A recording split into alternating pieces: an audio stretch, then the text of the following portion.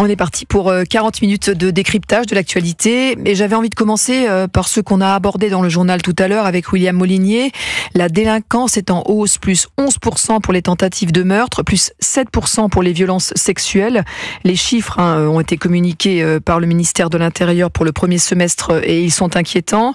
Une hausse qui s'inscrit finalement dans un contexte, Sarah Salman, de recrudescence des règlements de compte sur fond de trafic de stupéfiants. Mais je suis absolument pas surprise parce que quand vous ne faites rien et que vous voyez les chiffres et que vous n'agissez pas tant sur le plan pénal qu'ailleurs, eh bien, il ne faut pas s'étonner qu'il y ait une recrudescence qui, à mon sens, va continuer d'augmenter. Et pourtant, on a la solution. On a vu pendant les Jeux Olympiques que les chiffres concernant la délinquance avaient nettement baissé. Donc finalement, on sait comment faire. Il faut mettre davantage de policiers et qu'il y ait des sanctions pénales qui soient fermes et exécutées. Parce que quand vous dites davantage de policiers, c'est dans la rue, dans les endroits, je pense dans les quartiers sensibles. Il y a les opérations Place-Net qui ont été développées. Bon, Place-Net, je suis un peu plus réservée parce qu'une fois que vous faites Place-Net pendant 15 jours, vous avez Place-Net à faire encore une fois dans 15 jours. Mais quand vous avez des policiers dehors, ça rassure les gens et surtout, il y a moins de délits et de crimes. Donc on voit que la présence des Bleus nous aide.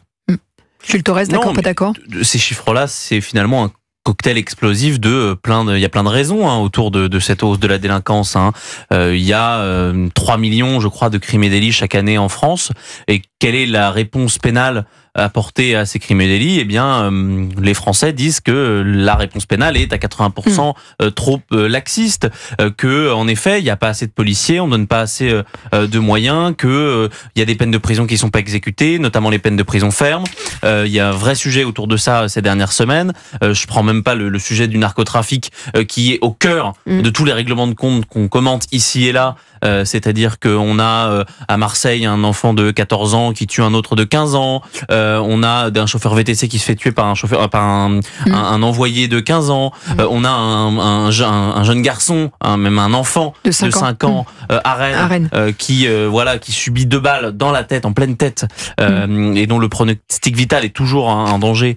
Donc il y a beaucoup de sujets. Il y a évidemment aussi des tensions dans la société française qui ne sont pas la résultante seulement du trafic de drogue, de la population criminogène que l'on accueille. On a beaucoup discuté aussi, vous savez, de ce cycliste qui a été tué par un SUV, par quelqu'un qui conduisait un SUV. Ça traduit, selon moi, ça reste un fait divers, mais ça traduit une tension aujourd'hui de la société française où on n'accepte plus, on veut se faire justice soi-même finalement.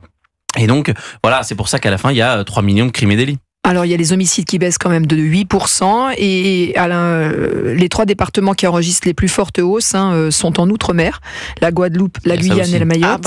Et il y a une légère baisse à Paris qui s'explique là aussi par le renfort des policiers pendant la période des JO qui s'inscrit dans ce premier semestre. C'est une légère baisse temporaire et vous avez raison de dire qu'effectivement il y a un laxisme judiciaire, c'est pas un sentiment, c'est une réalité. Mais de l'autre côté, quand vous mettez une personnalité comme Nicolas Bedos, comme Gérard Depardieu, là il y a un acharnement. Ça veut dire que vraiment on se dit on va lui faire payer. Quand je regarde la peine de Nicolas Bedos, je me dis non mais attendez, on marche sur la tête. C'est-à-dire qu'il va avoir un bracelet électronique, mais de l'autre côté, quand vous avez des multirécidivistes... Il est en prison avec 6 mois de sursis, c'est ça ? Oui, de mémoire, oui. Mais il fait appel.